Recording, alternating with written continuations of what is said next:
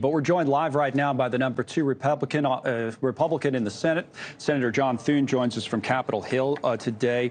Senator, thanks for coming on the News Nation. We appreciate it.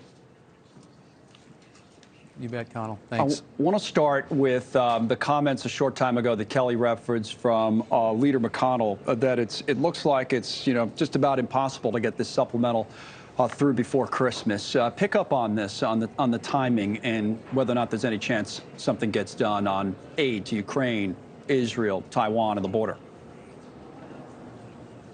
Yeah.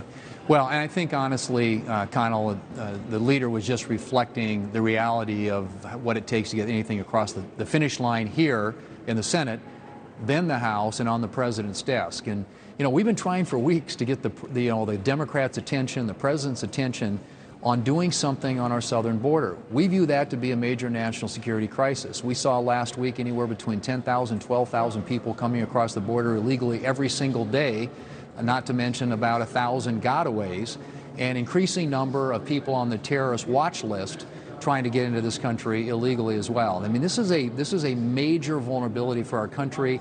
You heard, the director of the FBI, Chris Wray, say last week that lights are blinking everywhere I turn in terms of potential for a terrorist attack. So, this is we believe something that needs to be addressed in the context of a national security bill. And we're happy to work to get all the other pieces, components of this done, but we've got to have that element added, and that's not something the Democrats, up until now at least, have been willing to entertain. In what way specifically, Senator? I hear all the time about we want to do more on the border, but what are you alluded to specifically? Is it humanitarian parole? Is it or the asylum laws, expedited removal? These are specific motions that have come up in various conversations, but what's the holdup in these discussions? Where is the White House not giving in, or the Democrats where you'd like to see them give in? Is it asylum? What is it specifically? They've been reluctant to engage on any of those issues. The asylum issue, they've had some conversations around that standard needs to be changed. That's one element of this. You mentioned parole. That's obviously humanitarian parole. That's one way that people are being released into the country if they aren't eligible for asylum.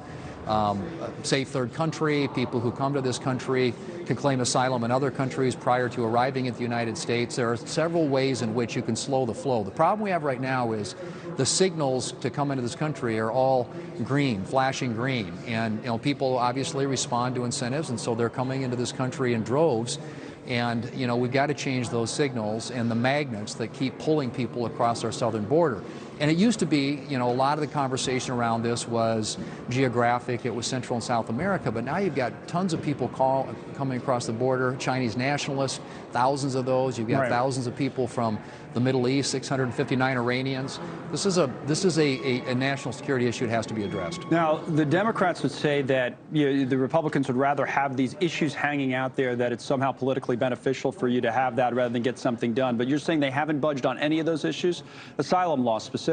Hasn't there been some, level of compromise offered on the Democratic side, or you're telling us no? No, there's been some movement on asylum, but that gets to about 10% of the number, the daily number. And so you've got to deal with the other aspects of this. And they have been reluctant. I mean, I get read into most of these conversations, and James Langford, the senator from Oklahoma, who's been leading our discussions on this, has tried repeatedly through the weekend to get the White House to engage unsuccessfully. It wasn't really until this morning that we actually started to hear from the White House. So, look, we've been trying to do this for weeks. I don't think the Democrats thought we were serious. We are.